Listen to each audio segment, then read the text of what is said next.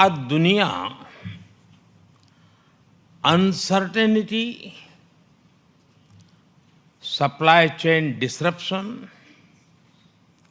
और energy crisis के दौर से गुजर रही है। ऑस्ट्रेलिया के विशाल यूरेनियम रिजर्व्स भारत की न्यूक्लियर यात्रा से सीधे रूप से जुड़ते हैं।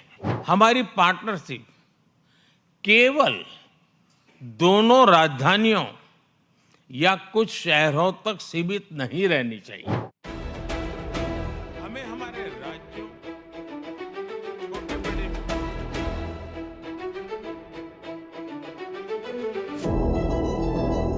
दोनों राजधानियों या कुछ शहरों तक सीमित नहीं। भारत और ऑस्ट्रेलिया की बिजनेस पावर और बिजनेस एम्बिशन के दर्शन एक साथ हो रहे हैं।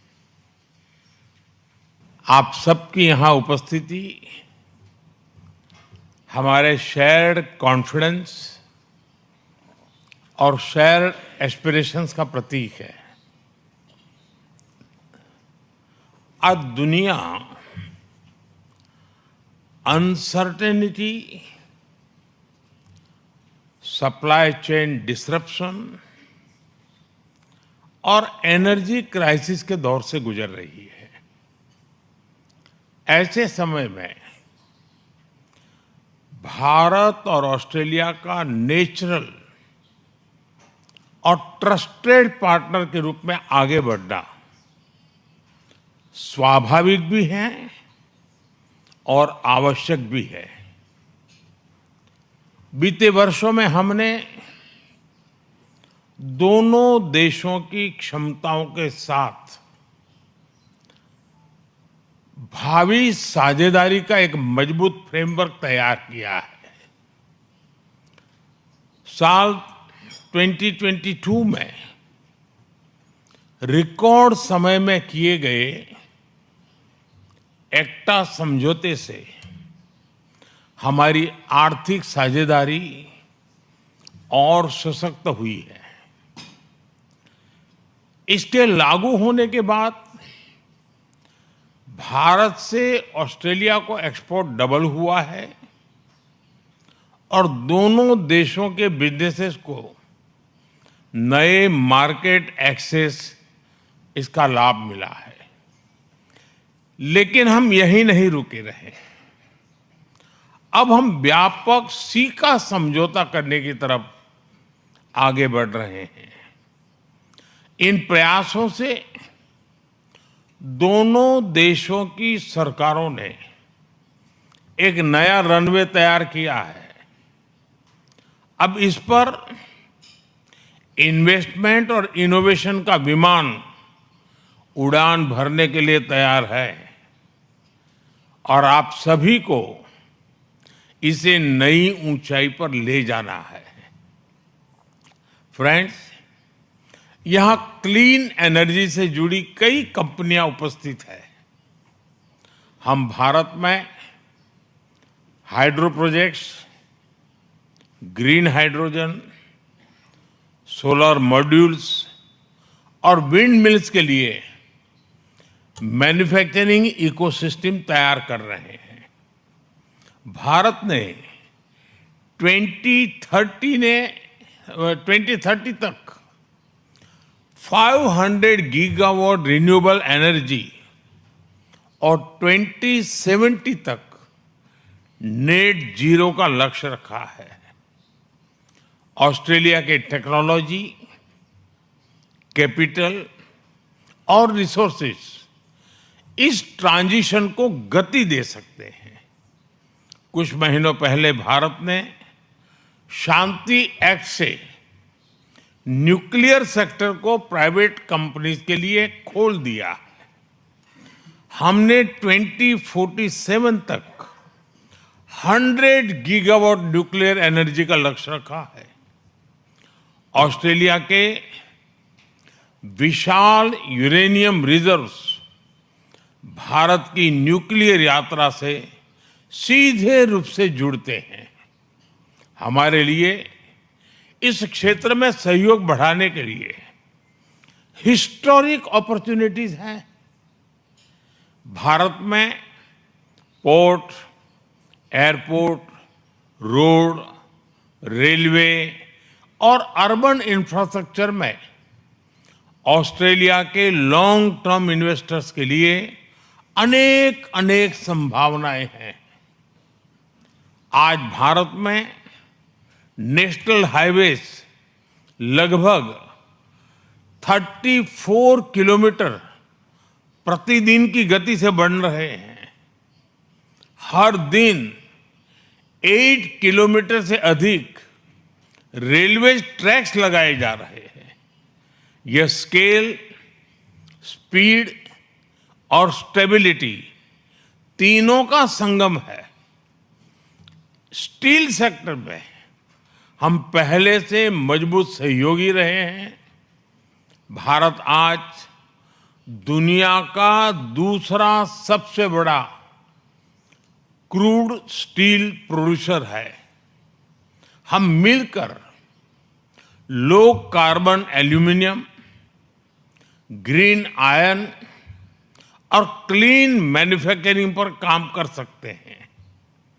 एआई मिशन, क्वांटम मिशन और सेमीकंडक्टर प्रोग्राम के अंतर्गत भारत सरकार ने $10 बिलियन से ज्यादा का सपोर्ट दिया है।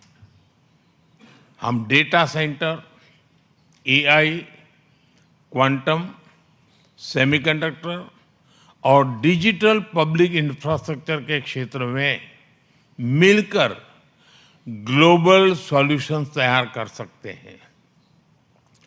ऑस्ट्रेलिया के पेंशन फंड्स आज $4 ट्रिलियन से अधिक एसेट्स मैनेज करते हैं। भारत में पेंशन की बचत को एक पवित्र अमानत माना जाता है।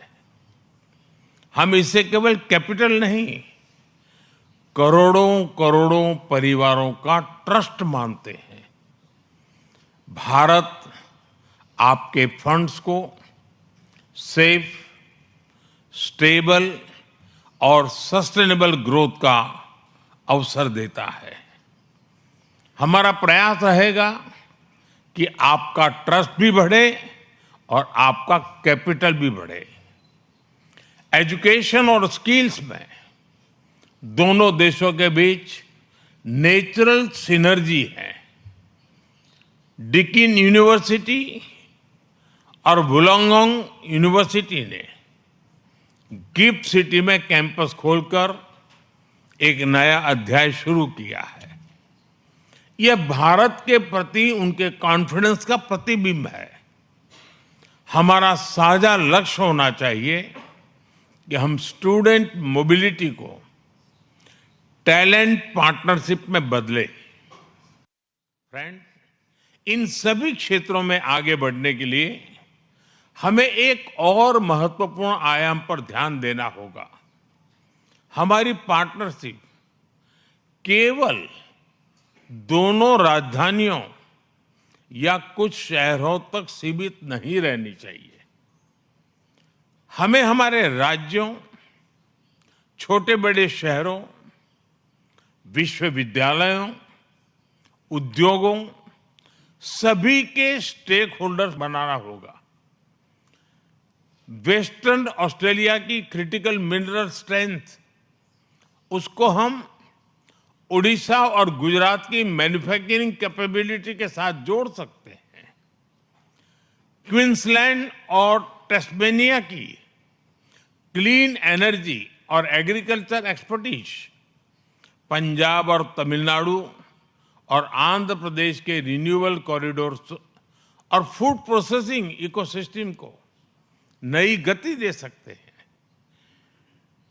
न्यू साउथ वेल्स और विक्टोरिया की फाइनेंस, एजुकेशन, मेडिकल टेक और इनोवेशन इकोसिस्टम महाराष्ट्र, कर्नाटका, तेलंगाना के साथ मिलकर ग्लोबल सॉल्यूशंस बना सकते हैं।